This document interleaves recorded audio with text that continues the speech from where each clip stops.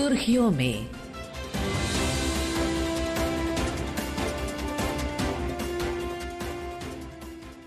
ये आकाशवाणी है। प्रस्तुत है कार्यक्रम सुर्खियों में। इसके अंतर्गत सुनिए भारत श्रीलंका के द्विपक्षीय संबंधों पर चर्चा।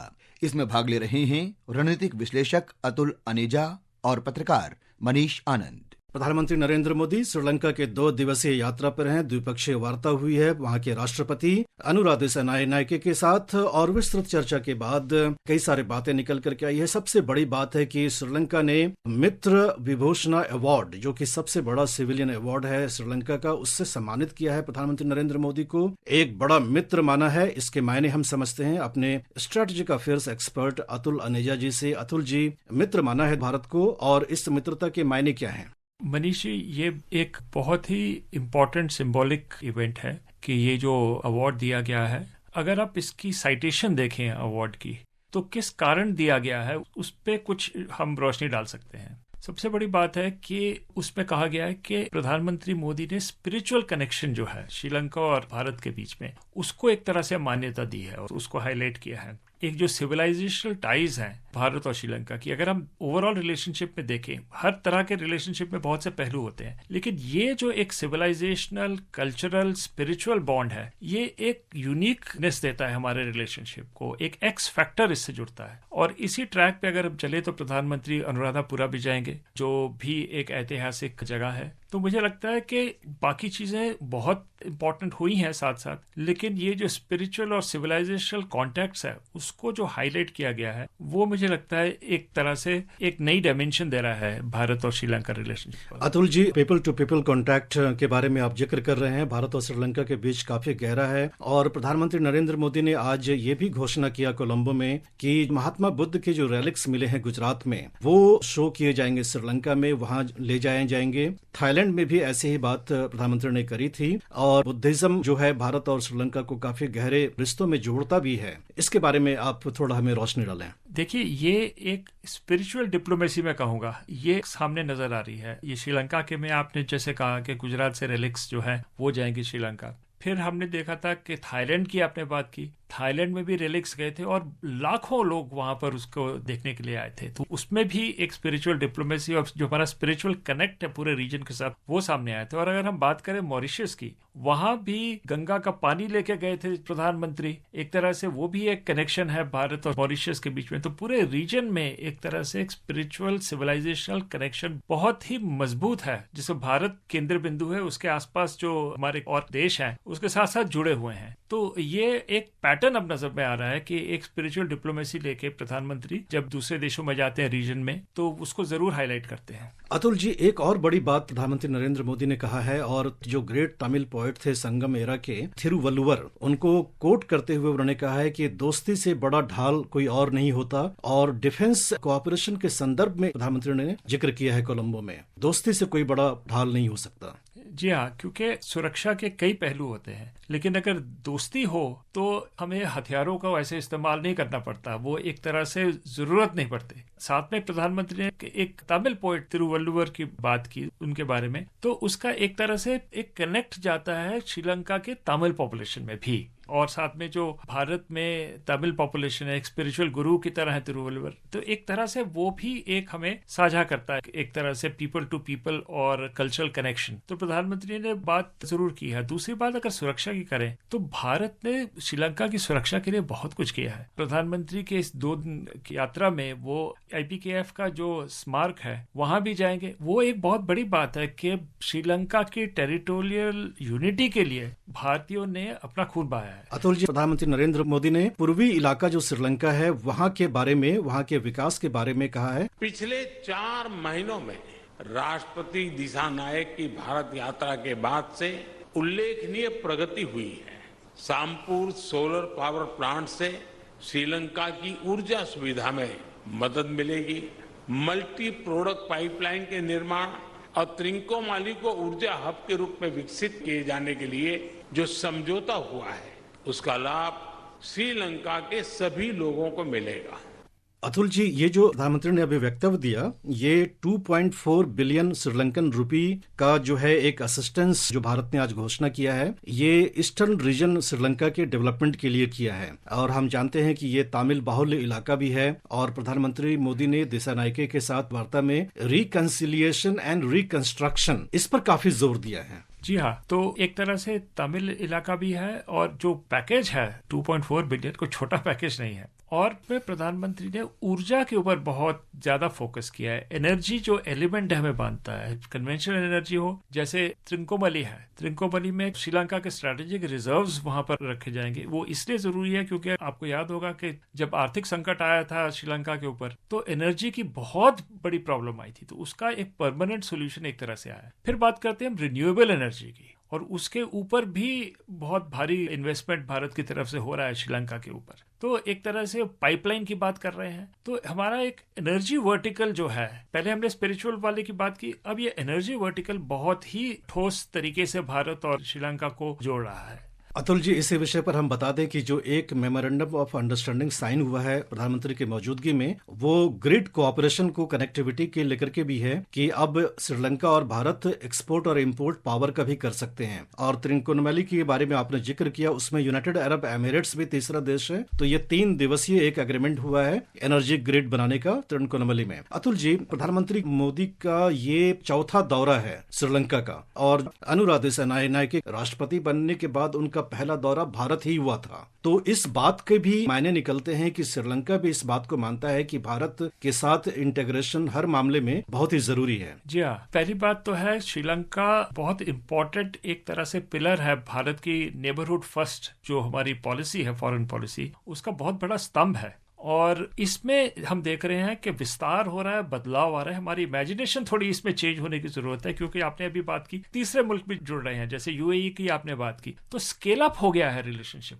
बहुत बड़े पैमाने पे पहले से। और जो इंटीग्रेशन की बात है वो श्रीलंकन भी एक्सेप्ट कर रहे हैं। जैसे आपने कहा, राष्ट्रपति दिसानायके सबसे पहले राष्ट्रपति बनने के बाद भारत आए थे, और ये घनिष्ठता हमें देखने को मिल रही है कि हर एक पहलू पे हम और नजदीक आ रहे हैं। त्रिकोणामली का आपने कहा, त्रिकोणामली वर्ल्ड की one of the finest harbours जिसको कहते हैं वो है। एक जमाना था जब राजपक्षे वहां के राष्ट्रपति थे, उनका राज चलता था, उस टाइम पे हम्बनटोटा पोर्ट को बहुत डेवलप किया गया चाइनीज इन्वेस्टमेंट के साथ। तो मुझे लगता है कि बहुत बड़ा कोर्स करेक्शन श्रीलंका ने ऑलरेडी कर दिया है कि भारत को एक तरह से जगह दी है त्रिकोणामली में, जो इन कंपैरिजन टू हम्बनटोटा बहुत बड़ा है। तो एक तो हमें जो सामने दिखता है इंटीग्रेशन के अलावा श्रीलंका की तरफ से उनका प्राइमरी रिलेशनशिप जो है रीजन में, वो भारत के साथ और मजबूत होता दिख रहा है। अतुल जी, हमारे आकाशवाणी के संवाददाता आलोक जी हैं कोलंबो से, वो जुड़ रहे हैं। आलोक जी, बताएं प्रधानमंत्री नरेंद्र मोदी के दौरे का सार क्या है? जी, एक तरह से मैं कहूंगा कि ये प्रधानमंत्री का बहुत ही महत्वपूर्ण दौरा है, क्योंकि सिर्फ ऐसा नहीं है कि एक ही क्षेत्र में किसी में 7 MOU आज साइन हुए हैं, चाहे वो रक्षा का क्षेत्र हो या फिर इकोनॉमिक असिस्टेंस हो भारत की तरफ से, या फिर डेवलपमेंट हो, हेल्थ हो, हर तरह के क्षेत्र में एक MOU है। साथ में आपको बताना चाहूंगा कि एक डिजिटल आइडेंटिटी प्रोजेक्ट श्रीलंका का चालू होने वाला है, उसमें भी भारत ने सहायता देने का आश्वासन दिया है। इसके साथ साथ ही बहुत सारे आजीविका से जुड़े हुए जो भारत ने मतलब सहायता देने की बात कही है, जैसे कि 10,000 तमिल जो यहाँ पर रहने वाले लोग हैं उनके लिए घर बनाने की बात है, या जैसे अभी बात कर रहे थे कि 2.4 बिलियन श्रीलंकन रुपी ईस्टर्न प्रोविंस में दिया जाएगा। तो इस तरह से कहेंगे कि ऑल इन ऑल एक बहुत ही सफल दौरा मानेंगे। बहुत ही कॉम्प्रिहेंसिव तरीके से मुद्दों को डिस्कस किया गया है। इसके साथ साथ ही दोनों देशों के बीच मुद्दे थे, जैसे कि मान लीजिए कि मछुआरों का मुद्दा है, उस पे भी दोनों नेताओं ने काफी गहन बातचीत की। और प्रधानमंत्री मोदी जी को भी जैसे हमने सुना, उन्होंने कहा कि मछुआरों को जल्दी से जल्दी छोड़ने की जो बात हुई या फिर उनकी नाव को लौटाया जाए। हमने मछुआरों की आजीविका से जुड़े मुद्दों पर चर्चा की। हम सहमत हैं कि हमें इस मामले में एक मानवीय अप्रोच के साथ आगे बढ़ना चाहिए। हमने मछुआरों को तुरंत रिहा किया जाने और उनकी बोट्स को वापस भेजने पर भी बल दिया। इसके साथ साथ ही श्रीलंका का जो स्टेट डिग्निटरीज हैं उसके लिए सबसे बड़ा सम्मान जो है, और मोदी जी पहले भारतीय नेता हैं जिनको ये सम्मान मिला है। तो ये दिखाता है कि श्रीलंका ने मोदी जी की तरफ से जो मित्रता का हाथ बढ़ाया गया है, उसको उन्होंने मोदी जी को सम्मानित करके इस रिश्ते को और मजबूत बनाया है। आलोक जी, इस ब्यौरे के लिए आपका धन्यवाद। हमारे साथ जुड़ रहे हैं प्रसार भारती के स्पेशल कॉरेस्पॉन्डेंट कोलंबो से अहमद मुइन फारूकी साहब, प्रधानमंत्री ने जो ग्रिड कनेक्टिविटी की बात करी है और सोलर पावर पर काफी जोर दिया है, रिन्यूएबल पावर पे, इसके बारे में थोड़ा ब्यौरा हमें दें। ग्रिड कनेक्टिविटी के लिए अगर हम एक समझौता आज जिसके ऊपर हस्ताक्षर करता हुआ देख रहे थे, तो ये एक फ्रेमवर्क देता है जिससे आगे श्रीलंका और भारत के बीच में एक्सपोर्ट और इंपोर्ट ऊर्जा के माध्यम से हो सकता है और इससे श्रीलंका को कहीं ना कहीं काफी हद तक फायदा होगा। रिन्यूएबल एनर्जी का पोटेंशियल बहुत ही ज्यादा है, चाहे सोलार एनर्जी का हो या फिर विंड एनर्जी का हो, यहाँ पर पोटेंशियल काफी है और इसमें अगर इस पोटेंशियल को सही तरीके से इसका इस्तेमाल किया जाए तो श्रीलंका के पास सरप्लस एनर्जी होने की पॉसिबिलिटीज काफी रहती हैं। ऐसे में जब सरप्लस एनर्जी को अगर एक्सपोर्ट करते हैं तो फॉरेन एक्सचेंज के लिए बहुत ही एक अच्छा एक सोर्स बन सकता है। तो इन सब चीजों के हिसाब से भारत श्रीलंका को आत्मनिर्भर भी बना रहा है और कहीं ना कहीं श्रीलंका की जो जरूरतें हैं एनर्जी सिक्योरिटी की अगर बात करें तो वो इसके माध्यम से भी पूरी हो रही है। जी फारूकी साहब, इस ब्यौरे के लिए आपका बहुत बहुत धन्यवाद।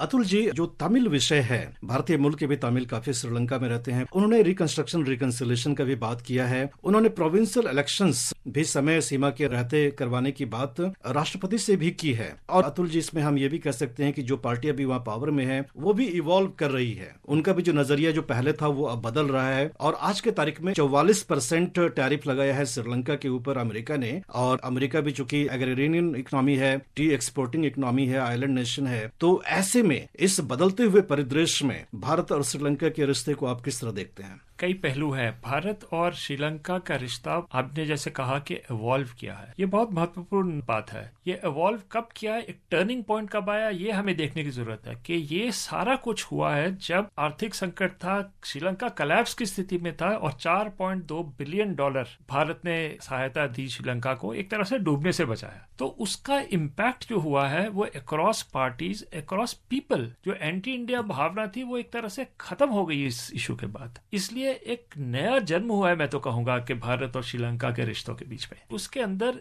आप जैसे बात करें तमिल्स की, अब आप इतने कंफर्टेबली होके एक इंटरनल इशू के बाद इसलिए करते हैं क्योंकि अब दोस्तों के साथ बात कर रहे हैं और ये भी जो कहा जा रहा है वो जो श्रीलंका का कॉन्स्टिट्यूशन है उसी के अनुसार करने की बात कर रहे हैं। कोई ऊपर से बात थोपी नहीं जा रही, लेकिन क्योंकि रिश्ता इतना कंफर्टेबल हो गया और इतना इंटीग्रेटेड हो गया कि ऐसी खुल के बातें जो है पब्लिक पे भी की जाती है।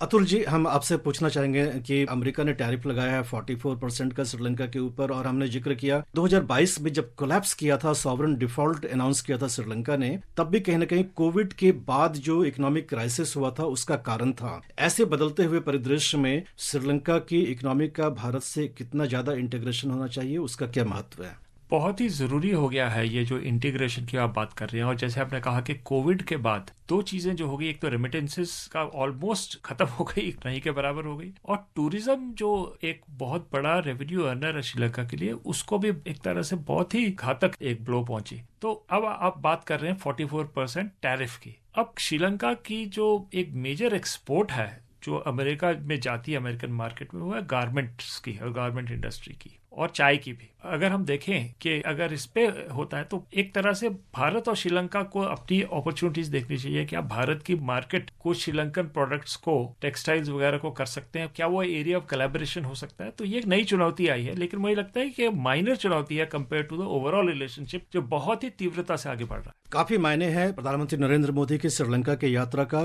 कोलंबो डायलॉग कॉन्क्लेव भी है और महासागर जो है, उस दोनों के बैकड्रॉप में संबंध हमारे गहराते जा रहे हैं और प्रधानमंत्री को मिले इस अवार्ड से भी ये लगता है कि श्रीलंका भी चाहता है कि रिश्ते और गहरे हों। अतुल जी, आपका आकाशवाणी से बात करने के लिए बहुत बहुत धन्यवाद। धन्यवाद।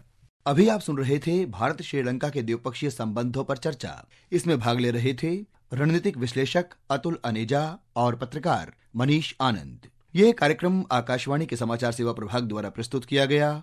इसे आप हमारे mobile app news on AIR और YouTube channel news on AIR official पर भी सुन सकते हैं। इस कार्यक्रम के संबंध में अपनी प्रतिक्रिया आप हमें ईमेल या व्हाट्सएप के माध्यम से भेज सकते हैं। ईमेल का पता है AIRNSDtalks@gmail.com और व्हाट्सएप नंबर है 9289094044।